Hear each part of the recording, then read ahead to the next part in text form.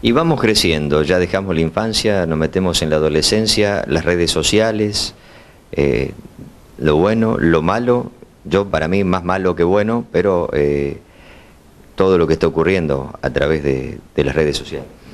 Bueno, volvemos a lo mismo, así como a los chicos hay que supervisarlos en las cosas que hacen, a los adolescentes también. Te contaba que existe una primera poda en la infancia que sucede más o menos entre los 3 a 5 años. La segunda gran poda, o sea, el segundo gran momento en el que se le da forma al cableado cerebral es la adolescencia. Y ahí en general los padres, a mí todavía no me toca, me faltan 10 añitos más o menos, los padres tomamos un poco de distancia de los hijos, porque a diferencia de la infancia, el adolescente se revela, te desafía, te encara, te muestra tus contradicciones, te muestra todos los lugares donde uno mismo hace agua, entonces se le suelta mucho la mano al adolescente y lo termina educando o su grupo de pares o los medios masivos de comunicación. Un grupo de pares son pibes que tienen la misma edad, es decir, no tienen una experiencia como para poder aconsejar, y los medios masivos de comunicación tienen un mensaje, al menos a mi criterio, nefasto la mayoría de las veces. Entonces, si nosotros le soltamos la mano en este momento en el que van a podar otra vez su cerebro, los estamos dejando mal armados de acá en adelante. A un adolescente no se le suelta la mano. Y con el tema de las comunicaciones y la tecnología, antes el papá, el padre, educaba al hijo y el hijo hacía lo que el padre decía. Pero ahora el padre va y le pregunta al hijo qué hacer en muchos temas, caso de la tecnología, ¿no? Él cambió esto. Sí, bueno, esto se da en muchas situaciones. Nos cuesta ser padres.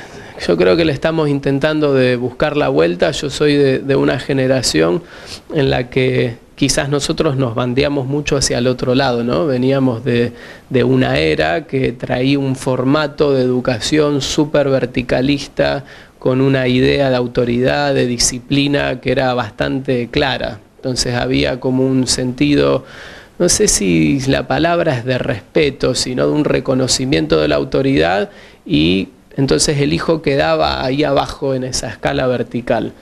Nosotros ahora nos fuimos un poco de mambo para el otro lado y parece todo estar muy en un mismo nivel horizontal. Eso no tiene que pasar nunca. El padre es padre. El padre no es amigo. ¿Es amigo el padre? No, el padre es padre. El amigo es amigo y el primo es primo. Esas cosas tienen que ser respetadas.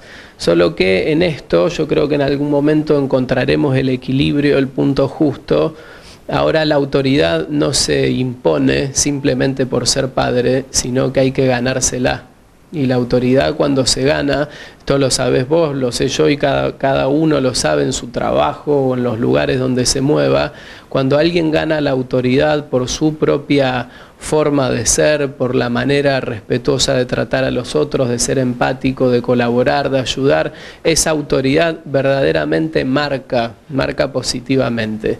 En cambio, el que es autoritario, que ser un jefe que baje línea y qué sé yo qué, y que no le importe nada a nadie, ese no marca positivamente. Son dos formas de liderazgo completamente distintas.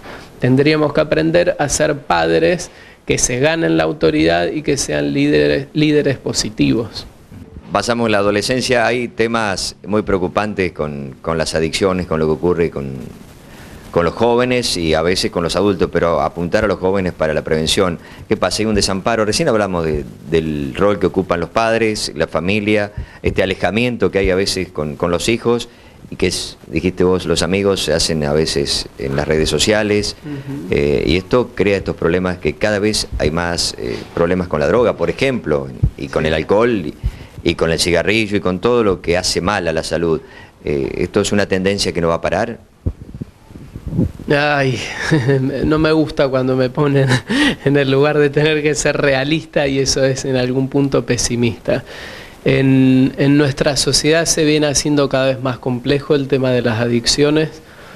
Responde a muchísimos factores. Uno de esos puede ser quizás el desamparo, como vos decías, o la falta de presencia de la familia, o quizás la falta de valores, pero no es el único punto, porque pueden darse situaciones de adicciones incluso en familias que están súper bien constituidas. De hecho, el tema de las adicciones no es un tema de la marginalidad en lo más mínimo, sino que atraviesa la sociedad de punta a punta en cualquier escala. Uno de los factores tiene que ver con lo cultural, tiene que ver con la facilidad que hay hoy para el consumo.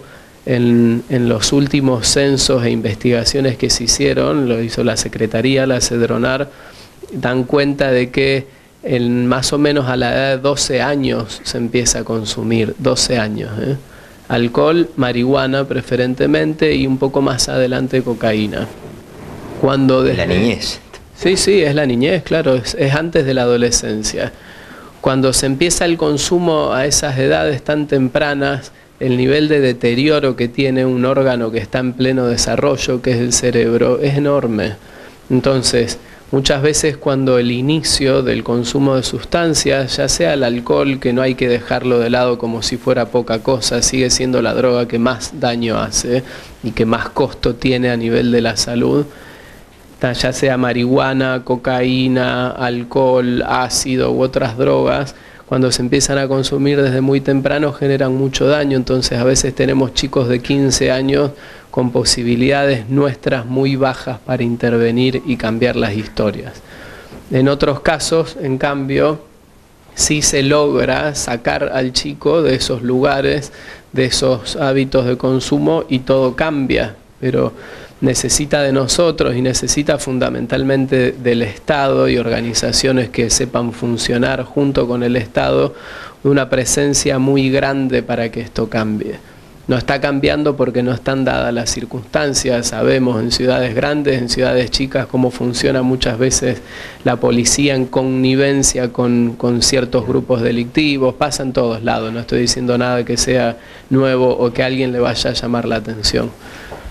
Recién mencionaste el Estado, ya te voy a preguntar por lo que ocurre en nuestro país, pero hay un desinterés en los jóvenes que no les importa nada. Parecería que sí. No les importa nada, ni el estudio, ni trabajar, como que todo, no voy a decirlo, pero es así, ¿lo entendés?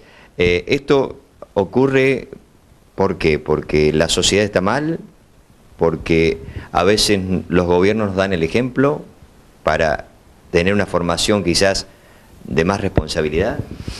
Ya, cuando hay niveles de exclusión tan altos como los que hay en nuestro país, un chico que desde muy chico está siendo marginado de los derechos primarios, no tiene alimentación, sus padres quizás no tienen los recursos necesarios para darle lo que ese chico puede llegar a requerir y viven en situaciones a veces inhumanas y dejan la escuela apenas en la primaria porque no están siendo acompañados o dejan en los primeros años de secundaria para irse a laburar, están quedando siempre excluidos. Cuando una persona es excluida desde chico, realmente, esto tendrías vos que pensarlo en primera persona o yo, ¿qué es lo que uno sentiría cuando llega a los 16, a los 17? ¿Cuál es el sentido de todo esto? Si a mí nadie me miró nunca, ¿por qué yo voy a tener que mirar al otro? Entonces después nosotros condenamos a estos chicos cuando empiezan a ser más grandes y en algunos casos, por supuesto que no siempre, no vamos a estigmatizar a nadie, en algunos casos delinquen. Bueno, pero a ese chico nadie lo miró nunca. Lo miramos ahora que delinque. ¿Cuántas posibilidades le dimos? Fue a la escuela, tuvo comida, tuvo sus padres, tuvo satisfechas sus necesidades. No, nunca. Y ahora nosotros nos venimos a rasgar las vestiduras, que el pibe nunca jamás lo miramos, siempre fue excluido, ahora nos llama la atención. Entonces, ese chico es la víctima fácil del narcotráfico para hacer lo que en las grandes ciudades pasa siempre, que terminan atendiendo un búnker, entonces tienen poder y le dan un arma y tienen plata como no la podrían haber tenido nunca de otra forma y les dan un lugar, sobre todo les dan esto, ¿no? Les dan un sitio, porque fíjate qué loco que es, que el único que le da un lugar es el narco. Entonces, ¿a quién responde? A ese. Por supuesto que al narco el pibe le interesa nada, porque se muere, lo corre hacia el costado y pone a otro. Lo que digo es, nadie le dio un lugar nunca, y queda vulnerable a ser agarrado, atrapado por alguien en este sistema que tiene la narcocriminalidad, y los ponen ahí al frente hasta que los despachen y viene otro. Entonces, la responsabilidad es de cada uno de nosotros. Del Estado, sí, por supuesto, es de cada uno de nosotros.